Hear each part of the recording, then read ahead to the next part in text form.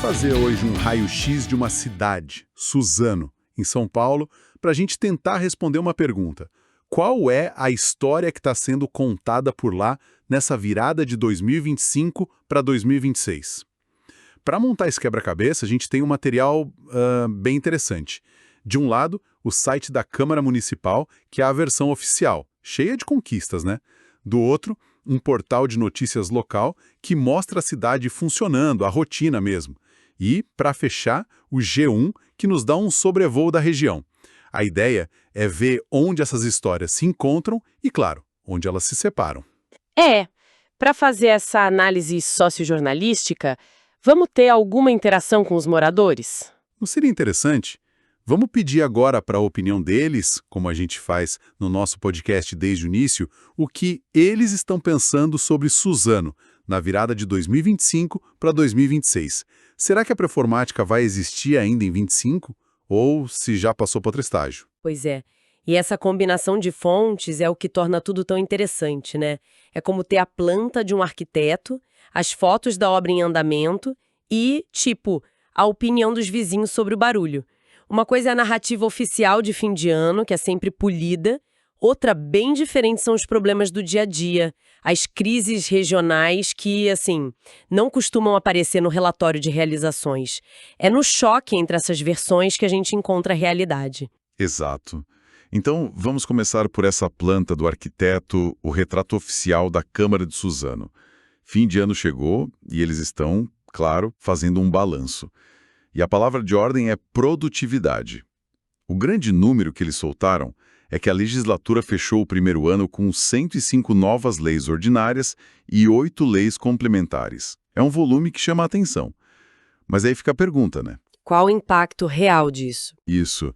Esse volume todo se traduz em progresso real ou é mais uma métrica, de vaidade legislativa? Essa é a pergunta de $1 milhão na política municipal. E, junto com esse número, eles destacam outro ponto de orgulho, o tal do selo ouro de transparência, pelo segundo ano seguido.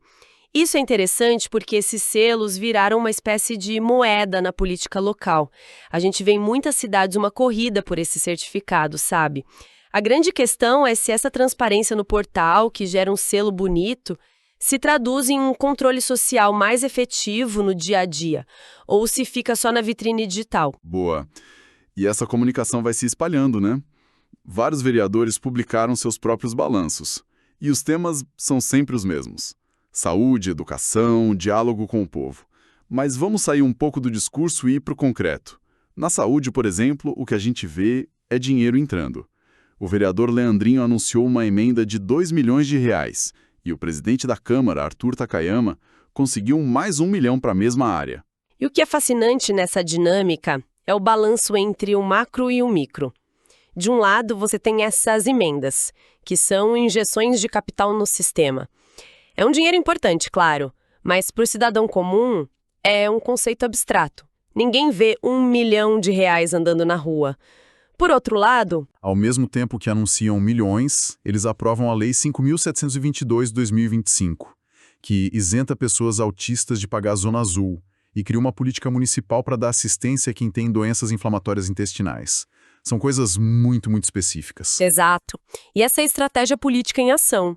Enquanto os milhões da emenda são difíceis de rastrear e viram capital político de longo prazo para o vereador, a isenção da Zona Azul resolve o problema de uma família hoje. É uma vitória visível, tangível. A política municipal vive desse equilíbrio, sabe? As grandes verbas que mantêm a máquina girando e as pequenas vitórias que geram gratidão imediata e, claro, votos. E essa lógica do tangível continua. Na cultura, por exemplo, o Festcão, do vereador Marcel Daong, e o dia da abertura da campanha da fraternidade viraram eventos oficiais da cidade. E na infraestrutura isso fica ainda mais claro.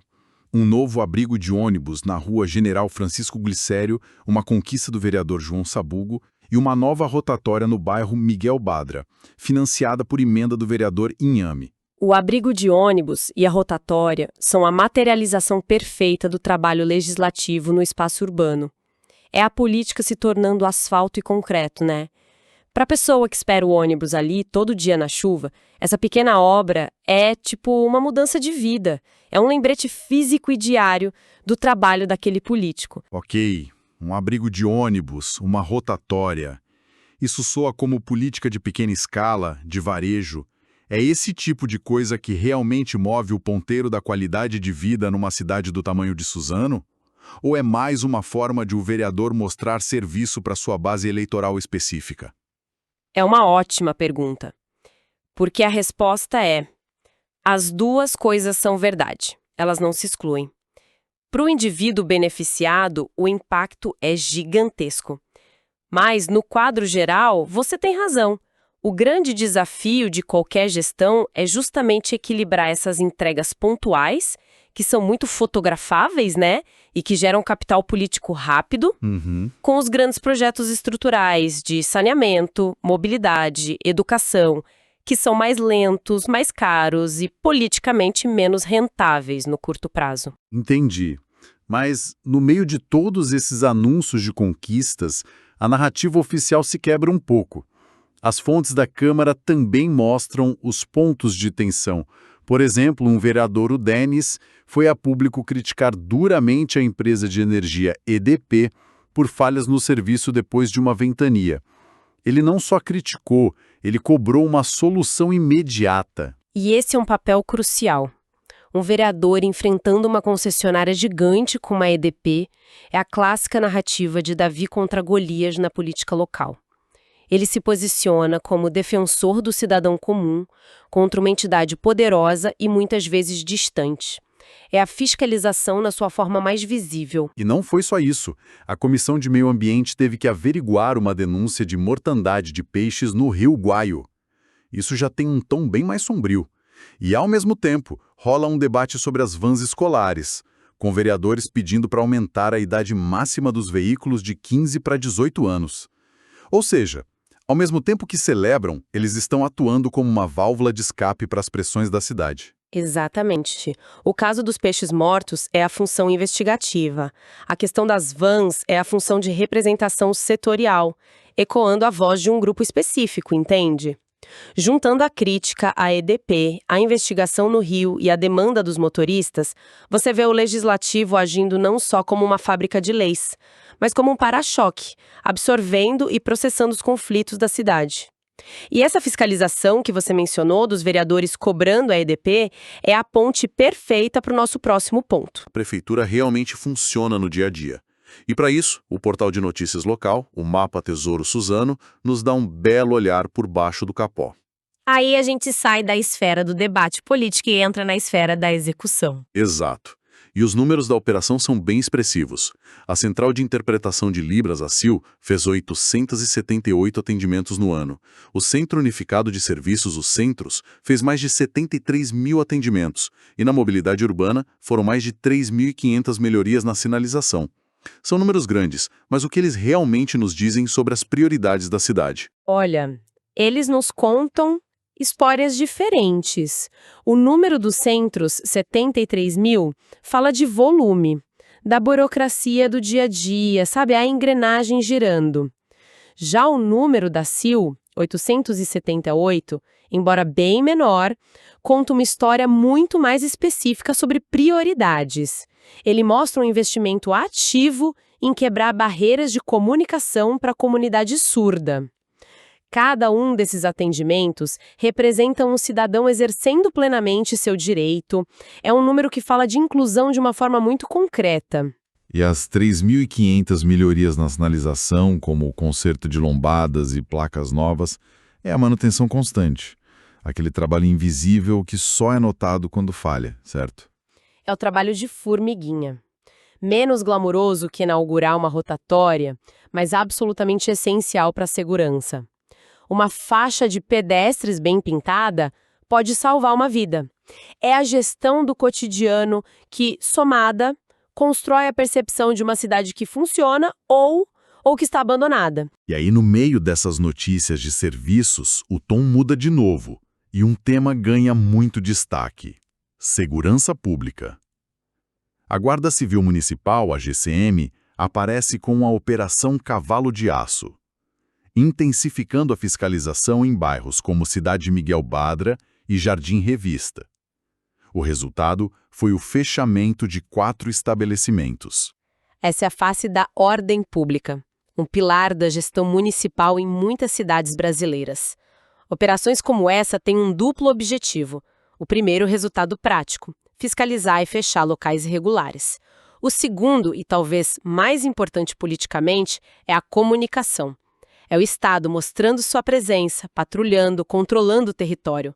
É uma demonstração de força que costuma ter bastante apelo popular. E a GCM também aparece recuperando uma moto adulterada aqui, um celular roubado ali. E, para fechar o cenário do dia a dia, as notícias bem típicas de fim de ano, né? O Procon dando dicas para as compras de Natal, o Mega Natal Artesanal acabando.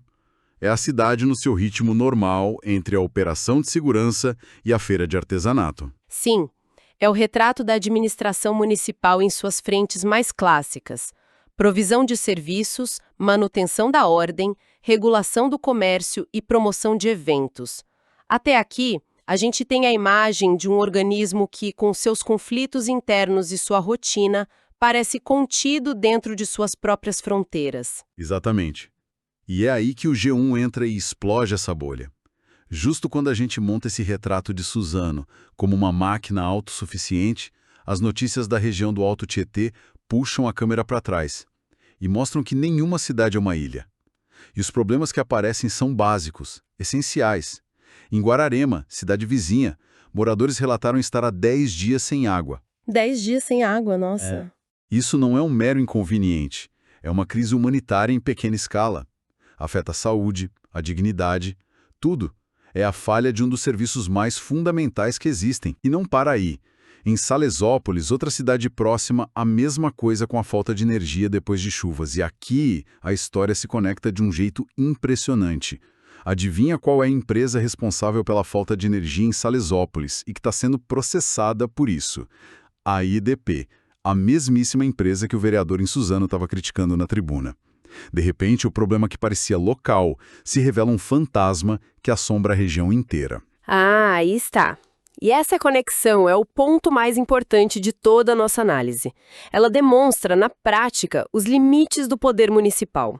Um prefeito, uma Câmara de Vereadores, por mais eficientes que sejam, não conseguem resolver sozinhos uma falha sistêmica de uma concessionária que atende dezenas de cidades. A crítica do vereador em Suzano é importante como pressão política, mas a solução para o problema da EDP não está em Suzano. Então, o que isso significa? Que a cidade pode ter as contas em dia, um portal transparente, mas o cidadão ainda pode ficar sem luz, por causa de uma questão que está totalmente fora do controle local. Exatamente. Isso expõe a fragilidade da autonomia municipal diante de problemas de infraestrutura que são de natureza regional ou estadual. A solução exige uma ação coordenada dos prefeitos, uma pressão política conjunta, talvez uma intervenção da agência reguladora estadual. Mostra que a qualidade de vida em Suzano depende tanto do trabalho do vereador que consegue o abrigo de ônibus, quanto de forças políticas e econômicas muito maiores. Certo. Então, vamos juntar as peças desse quebra-cabeça. Quando a gente coloca tudo na mesa, parece que temos 3 realidades quase conflitantes convivendo ao mesmo tempo. Primeiro, a história que a Câmara conta. A narrativa de sucesso com um volume enorme de leis, prêmio de transparência, melhorias visíveis. É o balanço institucional. A imagem que o poder local quer projetar de si mesmo. A de que está no controle e entregando resultados. Depois, a segunda camada. A máquina da prefeitura funcionando no dia a dia. Os dados dos portais locais mostram um volume gigante de serviços, a engrenagem girando, com foco em inclusão, como os atendimentos em libras, e um pulso muito forte na segurança. É a gestão da rotina, a manutenção da cidade, o trabalho menos visível, mas que sustenta a vida cotidiana. E aí vem a terceira camada, a mais dura, que a gente vê pelo G1, a realidade regional, onde a infraestrutura básica falha de forma grave. Falta água, falta luz E a responsabilidade é de atores que estão além das fronteiras da cidade, deixando a população e os políticos locais com uma capacidade de ação bem limitada. É uma imagem complexa. É a camada que contextualiza e, de certa forma, relativiza as conquistas locais. Uma cidade pode até ser eficiente internamente, mas sua resiliência e a qualidade de vida real de seus habitantes sempre serão testadas por esses fatores externos.